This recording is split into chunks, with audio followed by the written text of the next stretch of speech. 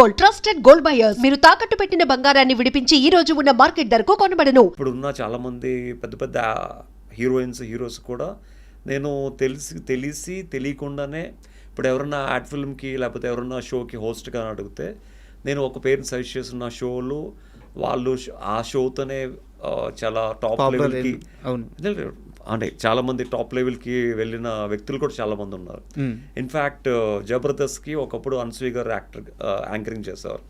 ఎప్పుడైతే జబర్దస్త్కి అనసూయ గారు యాంకరింగ్ మానేశారో ఆ షోకి ఏడుకొండలని ఒక మేనేజర్ ఉండేవాడు. హీ కాల్డ్ మీ, ఎవరన్నా యాంకర్ ఉంటే సజెస్ట్ చేయండి అని. ఐ సజెస్టెడ్ వైజాగ్ నుంచి వచ్చిన నా ఫ్రెండ్ రష్మిన్ అనమాట. సో ఆ తర్వాత నెంబర్ ఇస్తే తను ఆవిడికి ఫోన్ చేయడం జరిగింది. సో తను ఆడిషన్ చేశారు, తను సెలెక్ట్ అయింది. She became a Jabardasth anchor. కనీసం నేను తనకి నెంబర్ ఇచ్చిన విషయం కూడా తనకి తెలియదు. యాక్చువల్గా నేను ఎప్పుడు చెప్పుకోలేదు. అవునా? నేను ఎప్పుడు చెప్పుకోలేదు.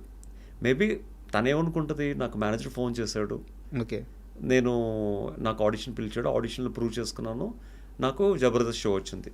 కానీ ఆ నెంబర్ ఇచ్చిన ఏ వ్యక్తి ఎవరని తనకి అడగాల్సిన అవసరం లేదు, తిరిగి కూడా చెప్పాల్సిన అవసరం లేదు.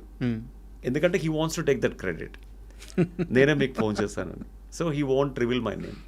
సో ఆబ్వియస్లీ మనకు అవసరం కూడా లేదు, నేనే వెళ్ళి చెప్పాను అని. అలాగే చాలా మందికి చాలా రకాలుగా నేను హెల్ప్ చేశాను నా పేరు చెప్పుకోకుండానే. సో ఇక్కడ దొరికారు మీరు, అంటే చెప్పాల్సి వచ్చింది కాబట్టి ఐ టోల్డ్ యూ. అడుగుతున్నాను అంతే, ఎందుకు కౌశల్కి ఛాన్సులు రావట్లేదు అంటే కోరుకున్న ఛాన్సులు ఇండస్ట్రీ అంటే ఇక్కడ దొరికారు మీరు. మంచి చేసినప్పుడు చెప్పుకోవడానికి ఏం సార్, ఇండస్ట్రీలో చేయను మంచిని కూడా చేసామని చెప్పుకునే మనుషులు అంటే ఇప్పుడు నేను చేశానంటే మీరు చేశారా అన్న క్వశ్చన్ మార్క్ నాకు వద్దు. యాక్చువల్గా నేను చేసినా చేయకపోయినా మీకు నా వల్ల మంచి జరిగింది, మీ లైఫ్ సెటిల్ అయింది, దట్స్ ఇనఫ్ ఫర్ మీ. నేను చేశానా చేయలేదన్నది దేవుడు తెలుసు, నాకు తెలుసు, ఇంకా మీకు తెలియాల్సిన అవసరం లేదు. అంటే whether it's true or false I don't know. My hand is very very lucky for others. My hand is not lucky for me. నా దగ్గర ఫస్ట్ యాడ్ ఫిల్మ్ చేసిన వాళ్ళు కానీ ఫస్ట్ ర్యాంప్ షో చేసిన వాళ్ళు కానీ టాప్ స్టేజ్లో ఉంటారు. యాక్చువల్లీ ఇప్పుడు తమన్నా గారు ఫస్ట్ యాడ్ ఫిల్మ్ డైరెక్ట్ చేసింది, second third ad film direct చేసింది. అవును, మీరు హ్యాపీ డేస్ తర్వాత అనుకుంటాను. హ్యాపీ డేస్ తర్వాత భీమా సిమెంట్. అవును. సో అంటే మేబీ ఐ థింక్ ఆ క్రెడిట్ నేనే అని చెప్పక్కర్లేదు. I'm saying my hand is lucky for others, that is for sure actually. And మీ మీద ఉన్న నాకు ఒక కంప్లైంట్ ఏంటంటే 220 పైగా మీరు యాడ్ షూట్స్ తీశారు. అండ్ ఒకానొక టైంలో మీకోసం మీరు ప్రొడ్యూస్ చేసుకునే కెపాసిటీ కూడా మీకు వచ్చిందని నేను అనుకుంటున్నాను, ఒక చిన్న సినిమా అయినా సరే. వచ్చింది. సో ఎందుకు అక్కడ మీరు సీరియస్గా ట్రై చేయలేదు? ఒకరిని నమ్ముకునే బదులు నా దగ్గర ఆల్రెడీ స్కిల్ ఉంది, దేవుడిచ్చిన మంచి ఒక రూపం ఉంది, ఒక ఫేమ్ వచ్చింది, ఒక ప్రొడ్యూస్ చేసుకోగల కెపాసిటీ ఇప్పుడు వచ్చింది, సో నేనే ఎందుకు ట్రై చేయకూడదు అని చెప్పేసి మిమ్మల్ని వేరే లెవెల్లో ఎస్టాబ్లిష్ చేసుకోవడానికి మీరు ఎందుకు ప్రయత్నం చేయలేదు? ఎంతో కష్టపడితే మనకి డబ్బు వస్తుంది యాక్చువల్లీ సార్. ఆ డబ్బుని మనం సినిమా మీద పెట్టి మళ్ళీ జీరోకి వెళ్ళిపోయి మళ్ళీ కష్టపడే రిస్క్ నేను తీసుకోలేదు. ఎందుకంటే సీజన్ 1 విన్నర్ శివబాలాజీ గారు తనకు వచ్చిన డబ్బు మొత్తం తన సినిమా మీద పెట్టి జీరో అయిపోయింది యాక్చువల్గా. తను ఒక సినిమా తీశారు గీతే కనకాల గారితో, ఇద్దరు ఫ్రెండ్స్గా యాక్చువల్గా. సో ఆ ఫిలిం పెద్దగా ఆడలేదు యాక్చువల్గా. సో మళ్ళీ నేను అదే రిస్క్ తీసుకుని మళ్ళీ నేను కూడా సినిమా తీసి మళ్ళీ నా ఫ్యామిలీ కోసం కష్టపడి సంపాదించుకున్న డబ్బుని మళ్ళీ నేను I don't to spoil it. As you know that నాకు బిగ్ బాస్ ఇచ్చిన క్యాష్ ప్రైజ్ ఏదైతే ఉందో, the winning amount as I said I want to donate for patients, that's I donated actually. Maybe నాకు వచ్చిన ఆ రెమ్యునరేషన్ ఏదైతే ఉందో ఆ రెమ్యునరేషను ప్లస్ బిగ్ బాస్ నుంచి బయటకు వచ్చిన తర్వాత నేను అందరు విన్నర్స్ కన్నా I'm the only winner who did lot of shop openings. I got a good అంటే ఒక షాప్ ఓపెనింగ్స్ బాగా డబ్బులు వచ్చేవి అనమాట ఆ టైంలో ఉన్న క్రేజ్కి. సో కేఎల్ఎంవే చాలా ఓపెన్ చేస్తాను, ఒక 6 to 7. సో ఒక 7 to 8 యాడ్ ఫిల్మ్స్కి యాజ్ అ బ్రాండ్ అంబాసిడర్గా చేశాను. సో ఆ డబ్బులన్నీ తీసుకుని వెళ్ళి ఫ్యామిలీ నన్ను నమ్ముకున్న వచ్చిన నా వైఫ్కు నాకు పుట్టిన నా పిల్లలకి obviously they need that money actually. So obviously cinema తీసి ఆ డబ్బులు పోగొట్టుకుని మళ్ళీ నేను ఫస్ట్ నుంచి మళ్ళీ కష్టపడే టైము లేదు, ఆ సాహసం కూడా మళ్ళీ చేయలేం. So I kept that money on my kids అనమాట. అంటే వాళ్ళకి లైఫ్లో కావాల్సిన ఒక మంచి ఇల్లు, వాళ్ళకి కావాల్సిన ఒక కారు, అంటే నాలా కష్టం పడకూడదని వాళ్ళకి ఒక మంచి హెల్ప్ఫుల్ అయ్యే విధంగా ఐఎమ్ లీడింగ్ దర్ లైఫ్ అనమాట. ఈ విషయంలో నీలిమా గారి థాట్ ప్రాసెస్ ఎలా ఉంటుంది? వారు లేదు మనం ముందుకు వెళ్ళాలి అంటారా, మీరు చెప్పింది కరెక్ట్ అంటారా?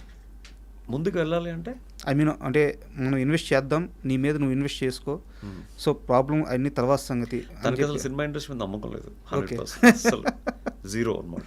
ఓకే, అంటే మీరు ఎంత ఇన్వెస్ట్ చేసుకున్నా మీ మీద అది బూడిదలో పోసిన పన్నీర్ లాగే.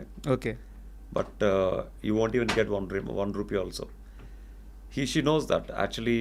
ఎందుకంటే ఒక సినిమాని రిలీజ్ చేయాలంటే దానికి ఎంత డబ్బులు పెట్టినా సరిపోతుంది యాక్చువల్గా.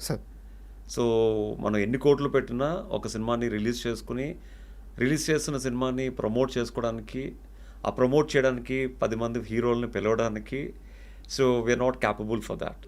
సో ఆబ్వియస్లీ బెటర్ దేవుడు ఒక విధంగా డబ్బులు ఇచ్చాడు, ప్రజలు ఒక విధంగా విజయాన్ని ఇచ్చారు, ఆ విజయాన్ని కాపాడుకుంటూ just settle your life and again back to old life అనమాట.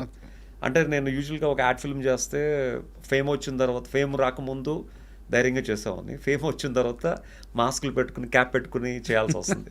But behind the mask and behind the cap there is a lot of hard work actually. So నేను ఏంటంటే యాజ్ అన్ సెలబ్రిటీకి వెళ్ళినప్పుడు I go like this. But ఒక ad film డైరెక్టర్గా, లేకపోతే ఒక event మేనేజర్గా, లేకపోతే ఒక ఫ్యాషన్ కొరియోగ్రాఫర్గా వెళ్ళినప్పుడు I don't even show my face, I only show my hard work. Sir ఇప్పుడు మోడలింగ్లో తెలుగులో మీరు ఎంత అచీవ్ చేశారో ఈ 2 తెలుగు రాష్ట్రాల్లో, ఈవెన్ ముంబై కానీ యూఎస్ కానీ ప్రతి దగ్గర కూడా మోడలింగ్ రంగంలో మీ వర్క్ నడుస్తూనే ఉంటుంది. సో మీరు ఎంత అచీవ్ చేశారో అందరికీ తెలుసు. సో ఒక జనరేషన్, ఇప్పుడుండే జనరేషన్లో పిల్లలు మోడలింగ్లోకి రావాలంటే సో మీరు ఏం సలహాలు ఇస్తారు? సో మోడలింగ్ ఆ రంగంలో దాంట్లో ఉండే డెవలప్మెంట్ ఎలా ఉంటుంది, వాళ్ళ కెరీర్ ఎలా ఉంటుంది, సో ఏ సలహా ఇస్తారు మీరు? See, at the age of 15 years నుంచి మోడలింగ్ చేస్తున్నాను కాబట్టి it's been long way journey for మా. ఓకే. సో నేను చాలామందికి చెప్పేది ఏంటంటే, మోడలింగ్ నమ్ముకుని మీ చదువుని, మీ ఉద్యోగాల్ని వదులుకోవద్దు. మోడలింగ్ అనేది జస్ట్ ఎ హాబీ. మీ పర్సనాలిటీని డెవలప్ చేసుకోవడానికి, మీ స్కిల్ని బిల్డ్ చేసుకోవడానికి, మీ కాన్ఫిడెన్స్ని బిల్డ్ చేసుకోవడానికి, మీ బాడీ లాంగ్వేజ్ని మార్చుకోవడానికి, మీకు ఒక పర్ఫెక్ట్ పోస్చర్ని డెవలప్ చేసుకోవడానికి, రిథమ్ని మార్చుకోవడానికి, గెస్చర్స్ నేర్చుకోవడానికి, ఒక స్టైల్ని క్రియేట్ చేసుకోవడానికి use this modelling as a platform, but not for your life. And especially Hyderabad is not a modeling place. If you really want to become a model, if you don't have any other option other than modeling, go to Mumbai. Okay. And do hard work. అక్కడ at least every day you can go to 10 to 20 auditions. At least ఒక్కదానికన్నా click అవుతారు. హైదరాబాద్ ఆడిషన్స్కే నెలకి